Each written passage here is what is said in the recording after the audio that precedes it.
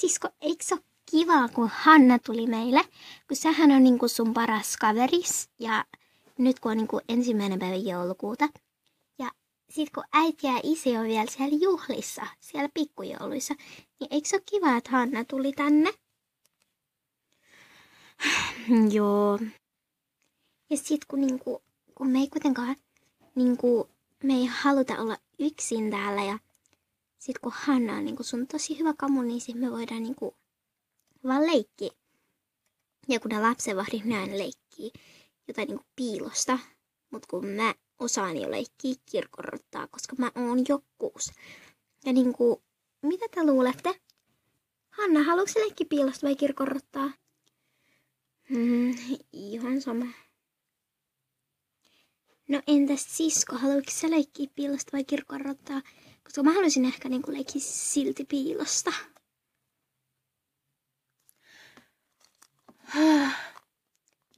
Essi, me ei olla leikkimässä. Hippaa, ei piilosta, ei kirkonrottaa, ei mitään. Mä yritän lukea ja Hanna on kännykällä. Ota säkin lehti. Ja oo hiljaa.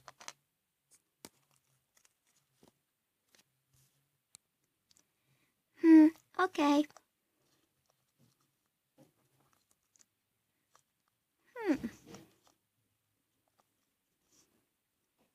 Sisko, mikä on joulupukkimaa?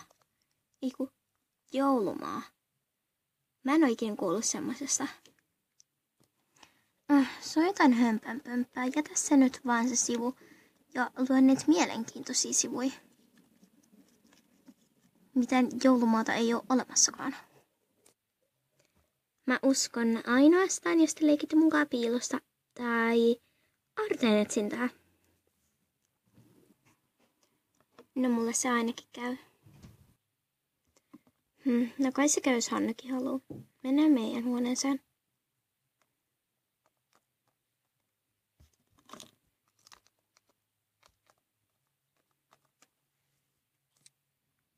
Jes, mä tuun.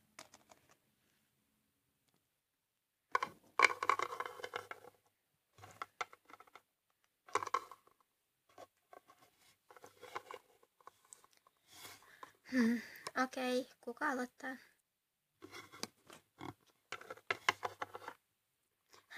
Mikä se oli? No nyt ei ole kyllä mitään hajua. Mennään katsomaan. Joo, se voi olla joku vaarallinen. Mennään äkkiä.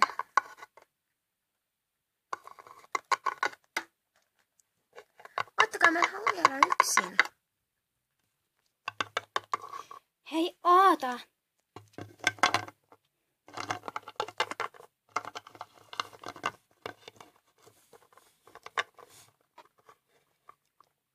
Niin mitä? Kuka sä oot? Mä oon Melli, tonttu joulumaasta.